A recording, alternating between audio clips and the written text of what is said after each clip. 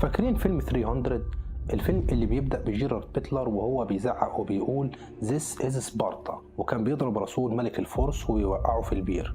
المشهد ده بقى ميم وناس كتير بقت بتضحك عليه، بس وراه قصة أعمق بكتير من المشهد ده. في حلقة النهاردة مش جايين نحكي قصة الفيلم، احنا جايين نحكي القصة الحقيقية اللي بيتناولها الفيلم. ايه اللي حصل فعلا في معركة ثيرموبيلاي؟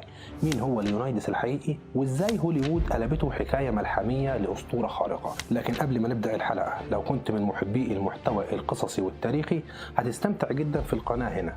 ما تنساش تشترك في القناة وتفعل زرار الجرس علشان يوصلك إشعار بالحلقات الجديدة. وتعالوا بينا نكمل قصتنا.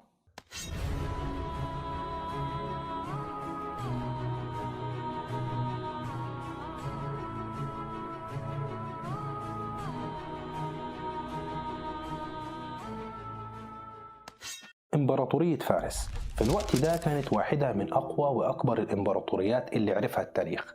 النظام فيها كان ملكي مطلق، الملك هو كل حاجة، وكل مقاطعة فيها حاكم تابع للملك، والجيش بيتكون من شعوب مختلفة بيخدموا كلهم تحت راية فارس. أما اليونان فكانت مجموعة من المدن المستقلة، كل مدينة عندها نظام سياسي مختلف. أثينا مثلا كانت بتجرب الديمقراطية، أما إسبرطة فكانت شبه ديكتاتورية عسكرية. الشعب الإسبرطي كان بيخدم الجيش بشكل مباشر أو غير مباشر، والتدريب العسكري بيبدأ من سن 7 سنين. في أوائل القرن الخامس قبل الميلاد، إيران النهاردة اللي كانت زمان إمبراطورية فارس، كانوا بيتوسعوا شرقا وغربا زي النار اللي بتمشي في الهشيم. في الوقت ده اليونانيين كانوا بيحاولوا ينموا نفسهم، كل مدينة بدستور وحاكم وجيش مستقل، لكن في تهديد بيقرب وهم عارفين ان الحرب جايه. الملك الفارسي زوروكسيز الاول كان وريث لامبراطوريه ضخمه، ومش بس كده، ده كان ناوي يكمل على شغل ابوه ويكسر شوكه اليونانيين. الراجل جايب اسطول عدده حوالي 1200 سفينه وجيش بمئات الالاف، يعني ما كانش جاي يهزر.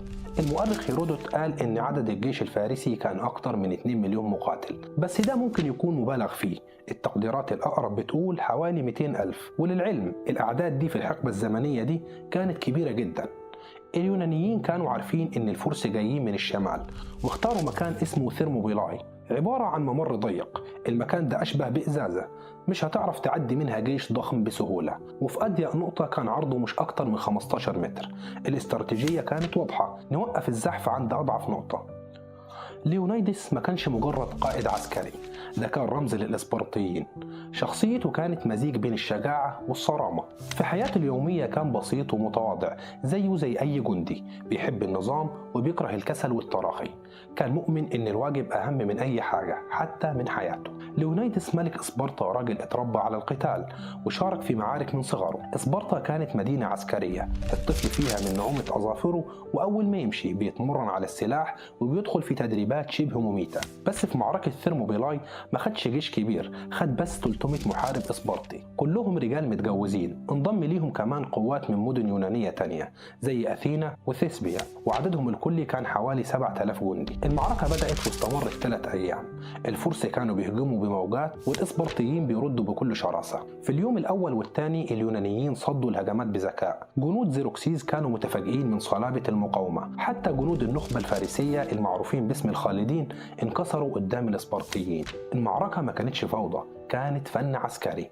الرماح الطويلة والدروع البرونزية والانضباط، كل ده خلى ال300 يقفوا قدام سيل بشري. بس للأسف في كل المعارك لو ما اتحسمتش بالقوة بتتحسم بالخيانة، والخيانة هنا لعبت دورها. راجل يوناني اسمه إفيالتس سلم الممر الجبلي للفرس، عرفهم طريق تاني قدروا منه يوصلوا لظهر القوات اليونانية. لما ليونايدس عرف بالخيانة قرر يخلي أغلب الجيش ينسحب، وفضل هو وال300 بيواجهوا المصير. في اليوم الثالث الفرس هجموا من الجبهتين، القوات اليونانية اتحصرت بالكامل. ليونايدس وقع في المعركة وجنوده قتلوا لحد ما ماتوا واحد ورا الثاني. الجثث كانت مغرقة الأرض والدم كان مالي المكان، بس المقاومة دي كانت علامة. بعد المعركة دي بفترة اليونانيين انتقموا في معركة سلامس. الأسطول اليوناني المكون من حوالي 300 سفينة خادع الفرس واستدرجهم لممر بحري ضيق. الأسطول الفارسي اللي عدده وصل ل 600 سفينة أو أكتر اتلخبط واتكسر، وبعدها بسنة حصلت معركة بلاتيا اللي قضت على التهديد الفارسي نهائيا. فيلم 300 خلى كل حاجة أسرع وأقوى وأعنف، الوحوش والعمالقة والإضاءة الغريبة، بس الحقيقة فيها بطولات أكتر وإنسانية أعمق وفيها دموع أكتر. الجنود في الحقيقة كانوا بشر بيخافوا وبيتألموا، بس وقفوا وقالوا مش هنرجع. طيب السؤال هنا، إيه سبب تخليد المعركة دي في التاريخ لحد النهاردة؟ في ممر ثيرموبيلاي فيه نقش محفور بيقول: أخبر إسبرطة أننا هنا راقدون تنفيذا لأوامرها. الناس دي ماتت علشان مبدأ، وعشان تقول للعالم مش كل معركة لازم نكسبها، بس لازم نواجهها بشرف، وده السبب إن اسمهم لسه عايش. القصص البطولية مش دايما فيها نهاية سعيدة، لكن فيها معنى، وفي وسط الدم والموت بيظهر معدن الناس الحقيقي. وكل ما التاريخ يكتب بيظهر ناس زيهم مش بيهربوا لكن بيواجهوا. النهاردة يمكن مفيش رماح ولا ممرات جبلية، بس في مواقف بتحتاج نفس نوع الشجاعة. ممكن تكون شجاعة تقول لأ أو تقف لوحدك وسط الكل. القيم اللي عاش بيها ليونيدس ورفاقه ما انتهتش، هي لسه موجودة جوانا. لو كل واحد فينا وقف وقفة حق حتى لو بسيطة، ممكن التاريخ يفتكرنا احنا كمان. الأساطير ساعات بتبدأ من لحظة صدق، والنهاردة انت ممكن تكون شخص عادي، بس لو وقفتك كانت صح هتكون حكايتك خالدة.